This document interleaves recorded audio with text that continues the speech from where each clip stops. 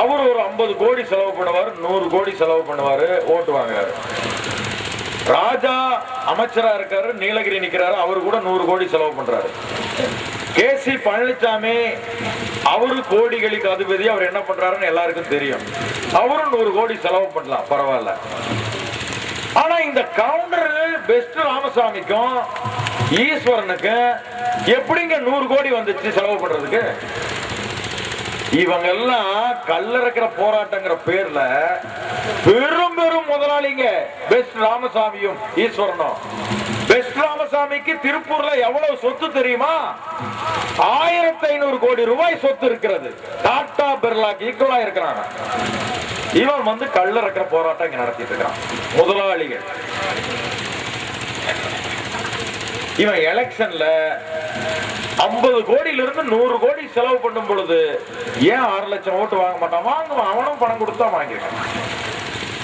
ஆக பணக்காரர்கள் எல்லாம் சேர்ந்து இன்னைக்கு உங்க நாடு பேர இப்போ இந்த அரசாங்கத்துல போய் டிசம்பர் 6 நாங்க புரட்சியாளர் அம்பேத்கர் நினைவு பேரணி நடத்தணும், எங்களுக்கு அனுமதி கொடுங்கன்னா அனுமதி எல்லாம் தர முடியாது அப்படின்னு இந்த காவல்துறை சொல்லுதுங்க. ஆனா இந்த கொங்கு பேரவைக்காரன் போய் போலீஸ் ஸ்டேஷன்ல அனுமதி கேட்டா அவனுக்கு அனுமதி எப்படி தெரியுமா? அனுமதி இவங்கதான் சொல்றாங்களே, நாங்கெல்லாம் எங்க விவசாய பொருள்களா விற்பனை ஈடாக மாட்டேங்குது, தற்கொலை செய்யறது தவிர வேற வழி இல்லைன்னு சொல்லக்கூடிய இந்த கொங்கு பேரவைக்காரங்க பேரணி நடத்துறாங்க. என்ன பேரணி தெரியுமா? வாகன பேரணி. யாரும் நடந்து வர மாட்டான். ஒரு 1000 கார் வருதுங்க. தமிழ்நாட்டில் யாருமே இப்படி எல்லாம் பேரணி நடத்த மாட்டாங்க. 1000 காரு ஒரு பேரணியில வருதுன்னா நீ என்ன ஏழையா? நீ என்ன தற்கொலை பண்ணிக்குவியா? நீ பணக்காரனா இல்லையா? உனக்கு எதுக்கு?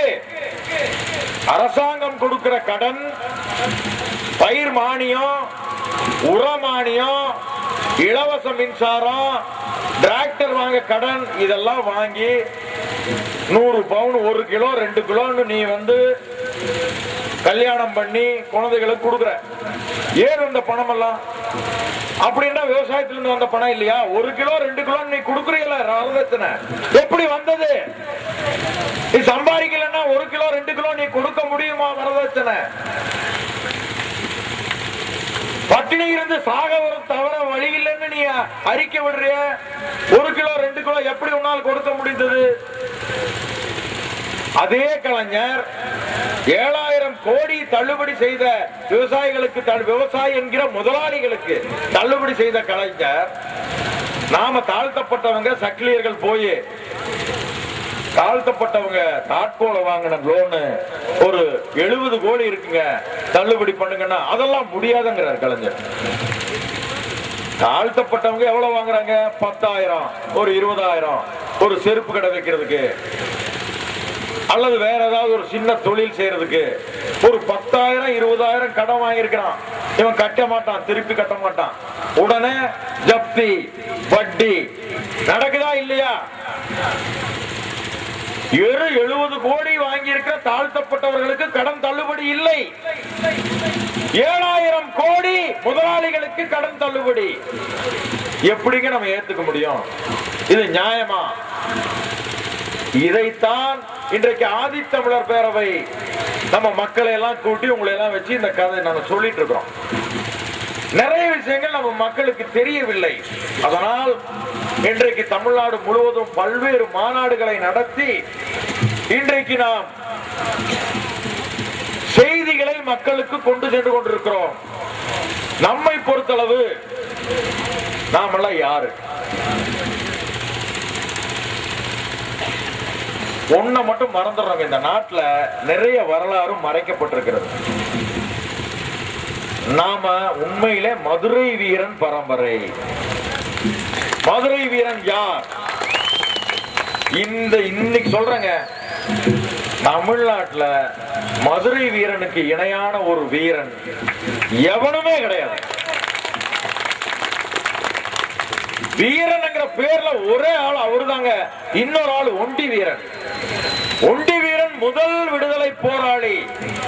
மதுரை வீரன் முதல் சாதி ஒழிப்பு போராளி, பெண்ணடிமை மீட்பு போராளி, பெண்ணடிமை ஒழிப்பு போராளி. யார் மதுரை வீரன்? மதுரை வீரனுக்கு சொந்த பேரு முத்து வீரையன். திருச்சியில பிறந்தாரு. சின்னான் செல்லிக்கு பிறந்தவன். இப்போ நம்ம மக்கள் மத்தியில எம்ஜிஆருக்கு ஏங்க பேர் வந்தது? எம்ஜிஆர் முதலமைச்சரா இருந்ததுனால அவருக்கு பேர் வரல.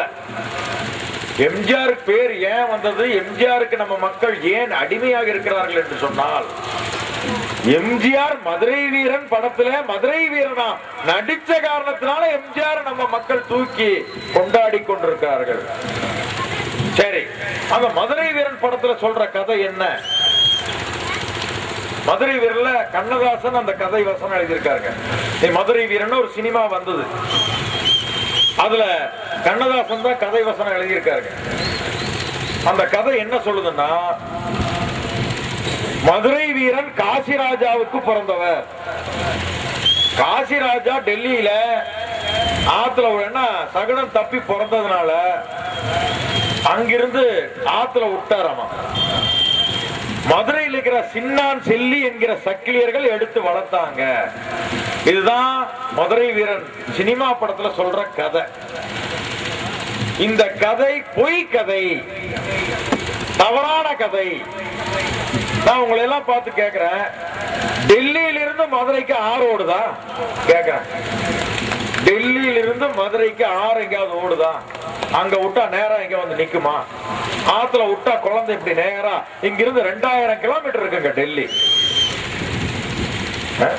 2000 கிலோமீட்டருக்கு அந்த பக்கம் ஆத்துல காசிராஜா விட்டாராமா, அந்த குழந்தை இங்க வந்துருச்சாமா. நம்ம ஆளு சக்கிலியர்கள் எடுத்து வளர்ந்த அத்தனையும் பொய்ங்க. மதுரை வீரன் சக்கிலியர் சமுதாயத்தில பிறந்த மிகப்பெரிய வீரன்.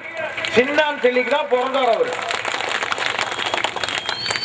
ஏன்னா வீரனா இருக்கிறவனால சக்கிலியனா காட்டக்கூடாதுங்கிறதுனால காசிராஜா மகன் கதை விடுறாம. அதானே வரலாறு.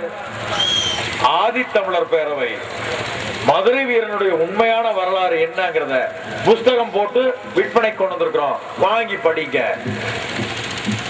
உண்மையான வரலாறு என்ன? மதுரை வீரன் எப்படி வந்தார்? மதுரை வீரன் திருச்சியில இருந்தவன். திருமலை நாயக்கன் மதுரையை ஆண்டு கொண்டிருக்கும் பொழுது இப்பெல்லாம் ரொம்ப மீசையெல்லாம் முறுக்கிட்டு நான் தான் வீரன் சொல்லிட்டு இருக்காங்களே, அந்த கள்ளர் சமுதாயத்துக்காரர்கள்லாம் அவங்களுக்கு தொழிலே வழிப்பறி கொள்ளை தான்.